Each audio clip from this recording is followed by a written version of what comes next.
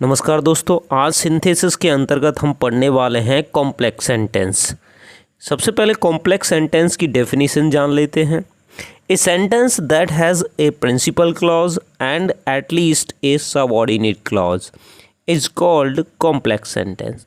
एक ऐसा वाक्य जिसमें एक प्रिंसिपल क्लॉज तथा कम से कम एक सबऑर्डिनेट क्लॉज हो कॉम्प्लेक्स सेंटेंस कहलाता है। इस चित्र के माध्यम से आप समझ सकते हैं कॉम्प्लेक्स सेंटेंस बनाने के लिए कम से कम दो क्लॉजेज होने अनिवार्य हैं, जिनमें एक प्रिंसिपल क्लॉज और कम से कम एक सबऑर्डिनेट क्लॉज होना चाहिए।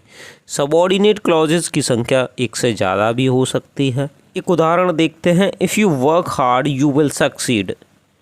यहाँ एक प्रिंसिपल क्लॉज तथा दूसरा सबऑर्डिनेट क्लॉज है और ये सेंटेंस एक कॉम्प्लेक्स सेंटेंस है। कॉम्प्लेक्स सेंटेंस को बेहतर तरीके से समझने के लिए सबसे पहले बात करते हैं क्लॉजेस की। क्लॉज हमारे तीन प्रकार के होते हैं: principal clause, subordinate clause, coordinate clause. सबसे पहले बात करते हैं प्रिंसिपल क्लॉज की। प्रिंसिपल क्लॉज को इंडिपेंडेंट या मेन क्लॉज भी कहा जाता है। हिंदी में इसे प्रधान उपवाक्य कहते हैं। दूसरा है सबऑर्डिनेट क्लॉज। सबऑर्डिनेट क्लॉज को डिपेंडेंट क्लॉज भी कहा जाता है। सबऑर्डिनेट क्लॉज को हिंदी में आश्रित उपवाक्य कहा जाता है। तीसरा क्लॉज होता है कोऑर्डिनेट क्लॉज, समान पदीय उपवाक्य। अब कॉम्प्लेक्स सेंटेंस बनाने के लिए हमें एक प्रिंसिपल क्लॉज और कम से कम एक सबऑर्डिनेट क्लॉज की ज़रूरत होती है। चलिए जानते हैं प्रिंसिपल, इंडिपेंडेंट या मेन क्लॉज होता क्या है। इसकी डेफिनेशन है: A principal clause is a group of words that contains a subject and a predicate and expresses a complete thought। एक प्रिंसिपल क्लॉज में एक सब्जेक्ट तथा एक प्रेडिकेट होता है। यह क्लॉज अपना अर्थ स्वतंत्र रखता है, अर्थात अपना पूर्ण अर्थ रखने के लिए किसी दूसरे क्लॉज पर इसको निर्भर या आश्रित रहना नहीं पड़ता है। चलिए कुछ उदाहरणों की सहायता से इस क्लॉज को समझते हैं। If you work hard you will succeed. अगर इस सेंटेंस में देखा जाए तो दो क्लॉज हैं। If you work hard you will succeed, यदि तुम कठिन परिश्रम करोगे तुम पास हो जाओगे। अब यू विल सक्सीड एक प्रिंसिपल क्लॉज है, तुम पास हो जाओगे एक स्वतंत्र अर्थ रखता है। लेकिन यदि बोला जाए यदि तुम मेहनत करोगे या कठिन परिश्रम करोगे तो ये अपने आप में एक पूर्ण अर्थ नहीं रखता है। ये एक सबऑर्डिनेट क्लॉज है, जबकि यू विल सक्सीड एक प्रिंसिपल या मेन क्लॉज है। चलिए एक उदाहरण और देखते हैं। I have bought a book which is very costly. मैंने एक किताब खरीदी है जो बहुत महंगी है। अब यहाँ देखा जाए तो मैंने एक किताब खरीदी है एक प्रिंसिपल क्लॉज है, मेन क्लॉज है, इंडिपेंडेंट क्लॉज है, क्योंकि यह अपना अर्थ स्वतंत्र रखता है और इसे स्वतंत्र बोला जा सकता है। लेकिन विच इज़ वेरी कॉस्टली जो बहुत महंगी है, इसका अपने आप में कोई स्वतंत्र अर्थ नहीं है। यह अपने अर्थ के लिए प्रिंसिपल क्लॉज पर आश्रित है, निर्भर है, इसीलिए इसे सबऑर्डिनेट क्लॉज या डिपेंडेंट क्लॉज कहा जाता है। जैसा कि हम पहले बात कर चुके हैं, प्रिंसिपल क्लॉज को मेन क्लॉज या इंडिपेंडेंट क्लॉज भी कहा जाता है। इंडिपेंडेंट का अर्थ होता है स्वतंत्र। चलिए अब बात करते हैं सबऑर्डिनेट क्लॉज की। सबऑर्डिनेट क्लॉज को डिपेंडेंट क्लॉज भी कहा जाता है। डिपेंडेंट क्लॉज इसे इसलिए कहा जाता है क्योंकि यह क्लॉज अपने अर्थ के लिए मेन क्लॉज पर निर्भर रहता है, खुद में अपना स्वतंत्र अर्थ नहीं देता है। चलिए इसकी डेफिनेशन जान लेते हैं। A subordinate clause also known as a dependent clause is a group of words that contains a subject and a verb but does not express a complete thought and cannot stand alone as a sentence. It depends on a main या independent clause to provide meaning। अब इसका अर्थ है कि एक subordinate clause में एक subject होता है, एक वर्ब होती है, लेकिन यह एक कंप्लीट पूर्ण विचार प्रकट नहीं करता है, अपने आप में अपना अर्थ पूर्ण नहीं रखता है और अकेले प्रयुक्त नहीं हो सकता है। यह अपने खुद के अर्थ के लिए इंडिपेंडेंट या मेन या प्रिंसिपल क्लॉज पर निर्भर रहता है या आश्रित रहता है। इसी कारण इसे डिपेंडेंट, आश्रित या निर्भर क्लॉज कहा जाता है। चलिए इस क्लॉज के कुछ उदाहरण देखते हैं। Although she is rich she is not contented. अमीर है फिर भी वह संतुष्ट नहीं है। वह संतुष्ट नहीं है, यह एक मेन क्लॉज है और इसे अकेला स्वतंत्र बोला जा सकता है। लेकिन हालांकि वह अमीर है, यह एक सबऑर्डिनेट क्लॉज है, डिपेंडेंट क्लॉज है। इसका अपने आप में कोई पूर्ण अर्थ नहीं है। चलिए एक उदाहरण और देखते हैं। If you work hard you will succeed. यदि तुम कठिन परिश्रम करोगे तुम पास हो जाओगे। अब यू विल सक्सीड एक प्रिंसिपल, मेन या इंडिपेंडेंट क्लॉज है। अपना अर्थ पूर्ण रखता है, स्वतंत्र रखता है और अकेला प्रयुक्त हो सकता है। लेकिन इफ़ यू वर्क हार्ड, यदि तुम कठिन परिश्रम करोगे, तो यह एक सबऑर्डिनेट क्लॉज है, क्योंकि यह अपना अर्थ स्वतंत्र नहीं रखता है और अपने अर्थ के लिए मेन, इंडिपेंडेंट या प्रिंसिपल क्लॉज पर निर्भर है। मैं आपको एक बार फिर से याद दिला दूं कि कॉम्प्लेक्स सेंटेंस बनाने के लिए एक प्रिंसिपल क्लॉज और कम से कम एक सबऑर्डिनेट क्लॉज की आवश्यकता होती है। अब ये कहें कि सबऑर्डिनेट क्लॉज 3 प्रकार से बनाया जा सकता है, या कह सकते हैं कि कॉम्प्लेक्स सेंटेंस 3 तरीके से बनाया जा सकता है। नाउन क्लॉज, एडजेक्टिव क्लॉज या एडवर्ब क्लॉज। इन 3 क्लॉजेस की सहायता से हम सबऑर्डिनेट क्लॉज बनाते हैं या कॉम्प्लेक्स सेंटेंस बनाते हैं। चलिए आगे बात करते हैं किस प्रकार कॉम्प्लेक्स सेंटेंस फॉर्म किए जाते हैं। चलिए सबसे पहले जानते हैं कि नाउन क्लॉज द्वारा कॉम्प्लेक्स सेंटेंस किस प्रकार बनाए जाते हैं। नाउन क्लॉज से कॉम्प्लेक्स सेंटेंस बनाने के लिए हमें पहले ये जानना होगा कि नाउन सेंटेंस में कौन कौन से स्थान पे प्रयुक्त किया जा सकता है। नाउन का पहला प्रयोग होता है subject to the verb, verb के सब्जेक्ट के रूप में। चलिए इसका एक उदाहरण देखते हैं। The cat is sleeping. The cat इस वाक्य में एक नाउन है जो कि सब्जेक्ट का काम कर रहा है। नाउन का दूसरा प्रयोग होता है object to the verb, verb के ऑब्जेक्ट के रूप में। अब ऑब्जेक्ट्स 2 प्रकार के होते हैं, डायरेक्ट ऑब्जेक्ट और इनडायरेक्ट ऑब्जेक्ट। तो चलिए जानते हैं पहले indirect object. I saw the cat, मैंने एक बिल्ली को देखा। किसे देखा? एक बिल्ली को। यहाँ पे बिल्ली एक इनडायरेक्ट ऑब्जेक्ट है जो कि वर्ब के ऑब्जेक्ट के रूप में प्रयुक्त हुई है। एक उदाहरण और देखते हैं। I gave milk to the cat, मैंने बिल्ली को दूध दिया। यहाँ पे कैट एक इनडायरेक्ट ऑब्जेक्ट है जबकि मिल्क एक डायरेक्ट ऑब्जेक्ट है। क्या दिया? मिल्क। किसे दिया? बिल्ली को। अब क्या से हमें डायरेक्ट ऑब्जेक्ट पता चलता है जो कि निर्जीव होता है, और किसे से इनडायरेक्ट ऑब्जेक्ट पता चलता है जो कि सजीव होता है। अब यहाँ पे इस वर्ब के 2 ऑब्जेक्ट हैं, कैट इनडायरेक्ट ऑब्जेक्ट है तथा मिल्क डायरेक्ट ऑब्जेक्ट है। तो यहाँ से पता चलता है कि नाउन का तीसरा प्रयोग डायरेक्ट ऑब्जेक्ट के रूप में किया जा सकता है। नाउन का चौथा प्रयोग प्रेपोजिशन के ऑब्जेक्ट के रूप में किया जा सकता है। The cat is sleeping on the bed. अब इस वाक्य में बेड एक नाउन है जो प्रेपोजिशन ऑन के ऑब्जेक्ट के रूप में प्रयुक्त हुआ है। नाउन का अगला प्रयोग लिंकिंग वर्ब के कॉम्प्लीमेंट के रूप में किया जा सकता है। उदाहरण के लिए he is a teacher, you are a doctor. इन दोनों उदाहरणों में टीचर और डॉक्टर कॉम्प्लीमेंट हैं, कॉम्प्लीमेंट के रूप में प्रयुक्त हुए हैं। चलिए नाउन का एक और प्रयोग देखते हैं। किसी नाउन की अतिरिक्त जानकारी देने के लिए नाउन इन अपोजिशन में नाउन का कार्य किया जा सकता है। Delhi the capital is a big city. राजधानी दिल्ली एक बड़ा शहर है। इस उदाहरण में दिल्ली की अतिरिक्त जानकारी देने के लिए द कैपिटल का प्रयोग किया गया है जो कि नाउन इन अपोजिशन के रूप में प्रयुक्त हुआ है। चलिए नाउन क्लॉज द्वारा कॉम्प्लेक्स सेंटेंस बनाना सीखते हैं। वाक्य में जहां नाउन प्रयुक्त किया जा सकता है वहीं नाउन क्लॉज का प्रयोग किया जा सकता है। चलिए जानते हैं नाउन क्लॉज से कॉम्प्लेक्स सेंटेंस किस प्रकार बनाते हैं। नाउन क्लॉज का प्रयोग 5 प्रकार से किया जा सकता है। Number 1 subject to the verb, verb के सब्जेक्ट के रूप में। चलिए कुछ उदाहरण देखते हैं। सेपरेट सेंटेंसेस दे रखे हैं। The sun rises in the east, it is a fact. सूरज पूरब से उगता है, यह सच है।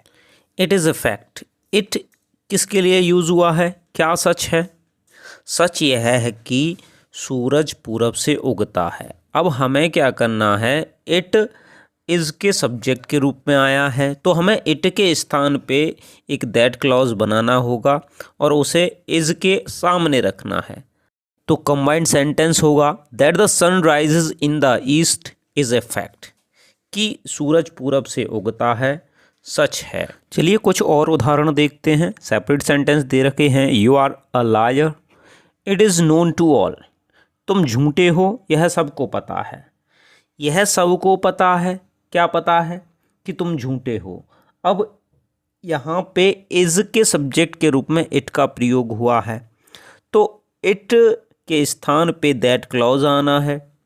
तो मैं क्या करना है, दैट आगे लगाएंगे, that you are a liar is known to all, कि तुम झूठे हो यह सबको पता है। एक और उदाहरण देखते हैं, he will not pass this year it is certain, वह इस वर्ष पास नहीं होगा यह निश्चित है।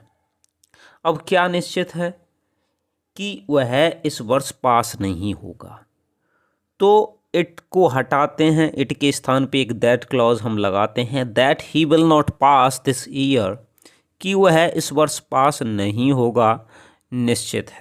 नाउन क्लॉज का सब्जेक्ट के रूप में प्रयोग तब होता है जब दूसरे सेंटेंस में इट, दिस, दैट सब्जेक्ट हों, वर्ब के सब्जेक्ट के रूप में प्रयुक्त हुए हों।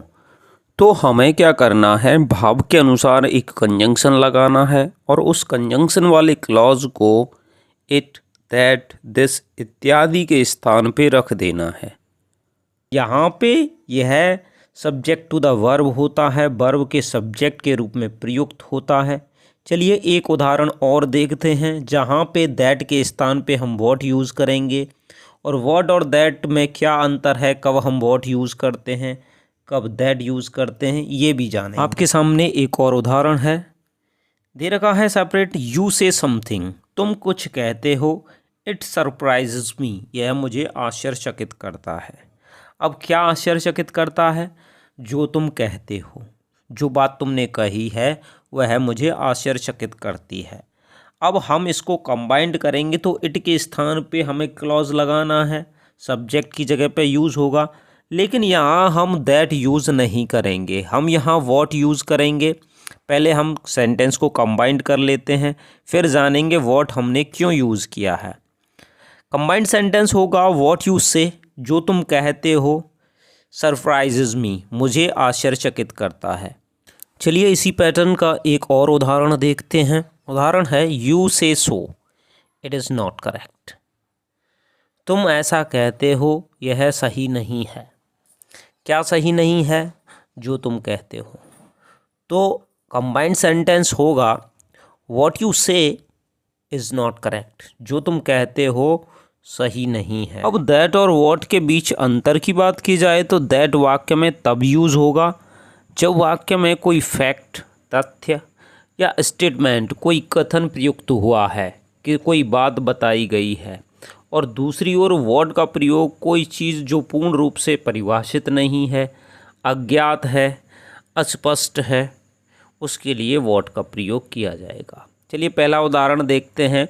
व्हाट का पहला उदाहरण था, जो तुम कहते हो मुझे आश्चर्यचकित करता है। इस वाक्य में जो तुम कहते हो, क्या कहते हो, परिभाषित नहीं है, अज्ञात है, अस्पष्ट है। दूसरा उदाहरण था, जो तुम कहते हो सही नहीं है, जो तुम कहते हो, क्या कहते हो, वो अस्पष्ट है, अपरिभाषित है, अज्ञात है। चलिए ऑब्जेक्ट टू द वर्ब के कुछ उदाहरण देखते हैं। सेपरेट सेंटेंस दे रखा है, you are an intelligent boy, every teacher knows it, तुम एक होशियार लड़के हो, प्रत्येक शिक्षक यह जानता है। यह जानता है, क्या जानता है, कि तुम एक होशियार लड़के हो।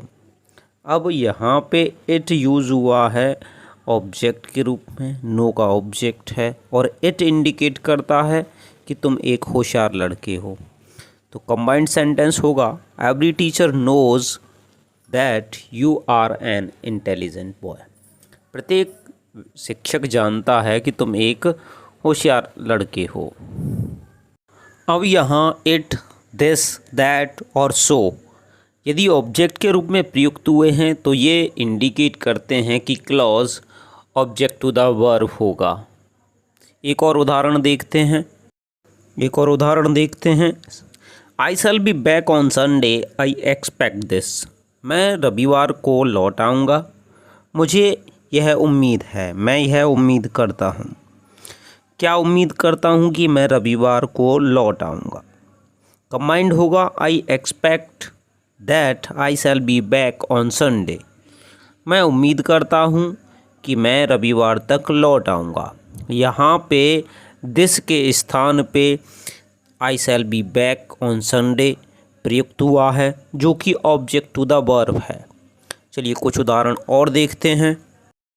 सेपरेट है, we must love the poor, Gandhi ji taught us सो।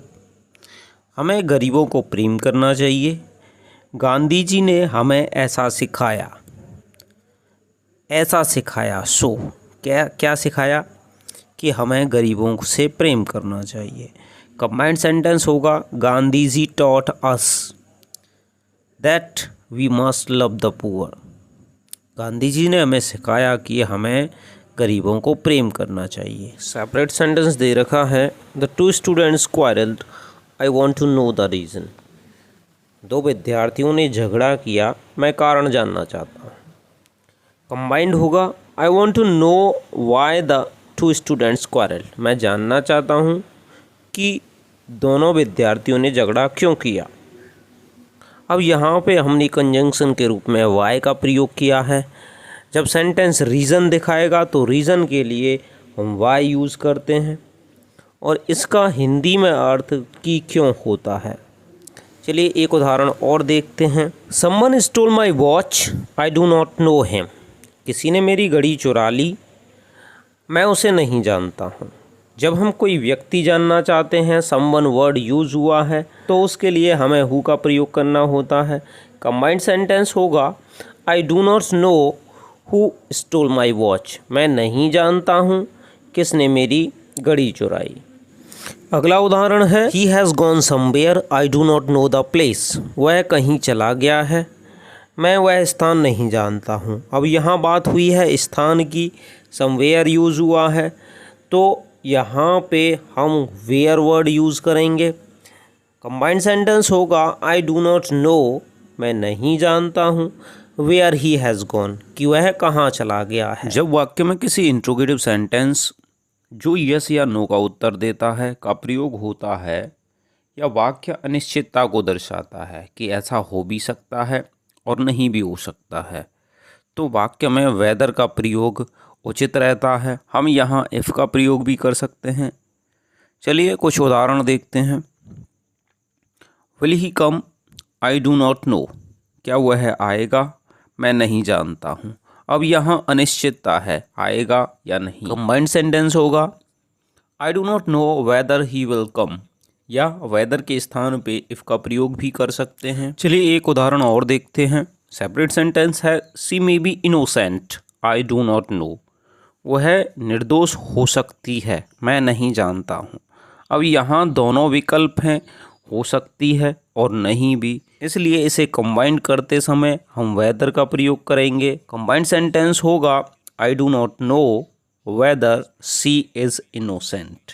अब यहाँ पे मे या माइट वर्ड यूज़ हुआ है, जो ये इंडिकेट करता है कि दोनों संभावनाएं हो सकती हैं, इसलिए यहाँ पे हम वेदर का प्रयोग कर रहे हैं।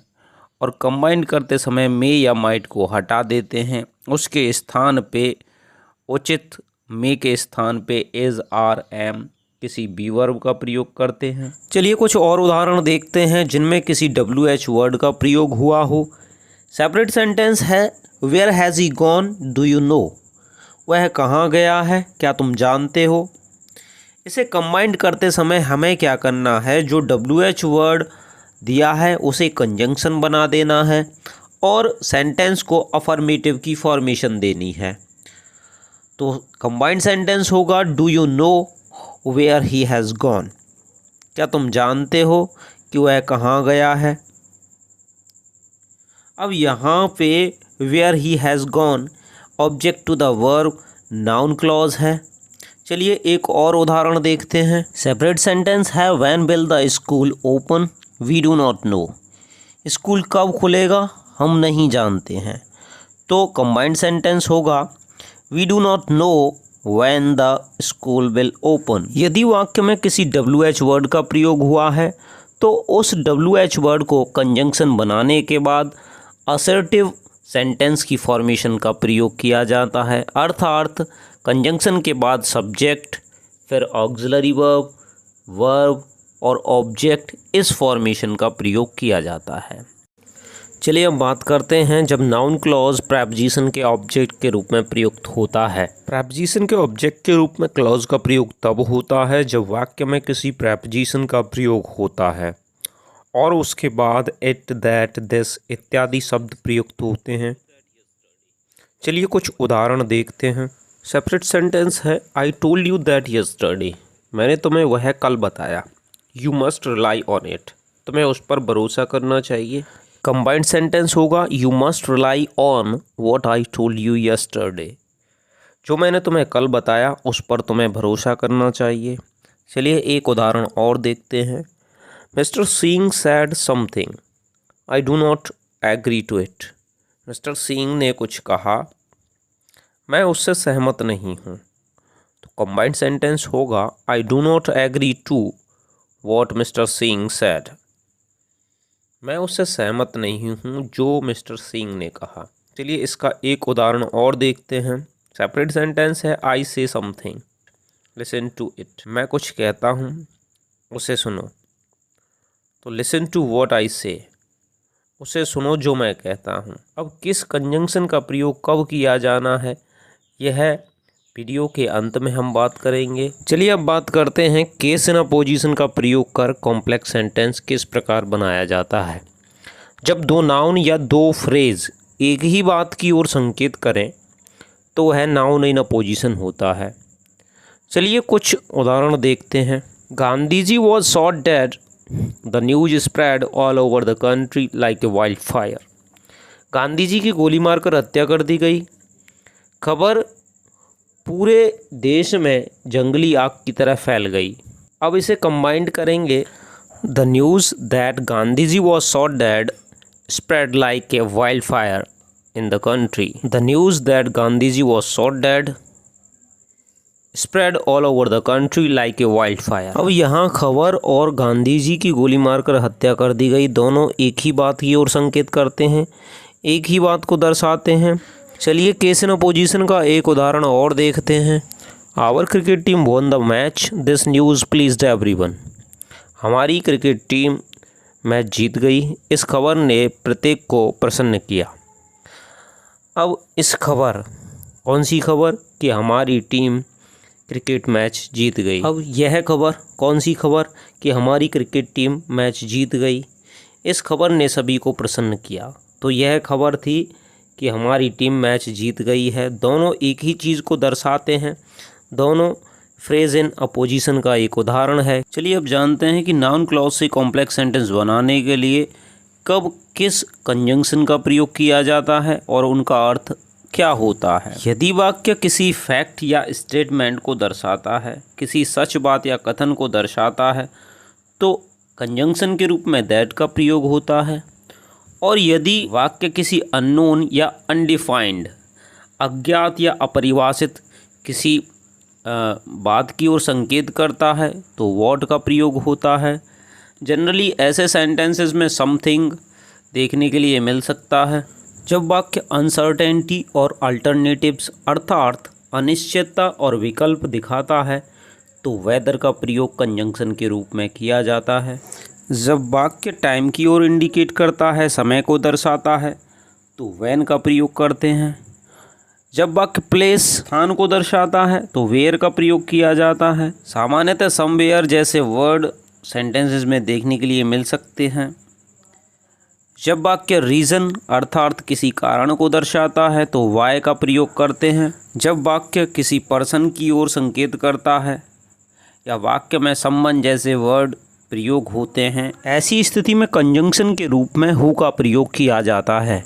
तो विद्यार्थियों, इस वीडियो के अंतर्गत हमने नाउन क्लॉज से कॉम्प्लेक्स सेंटेंस बनाना सीखा है। इसके बाद एडजेक्टिव क्लॉज से कॉम्प्लेक्स सेंटेंस बनाना सीखेंगे। चलिए मिलते हैं अगले वीडियो में। धन्यवाद।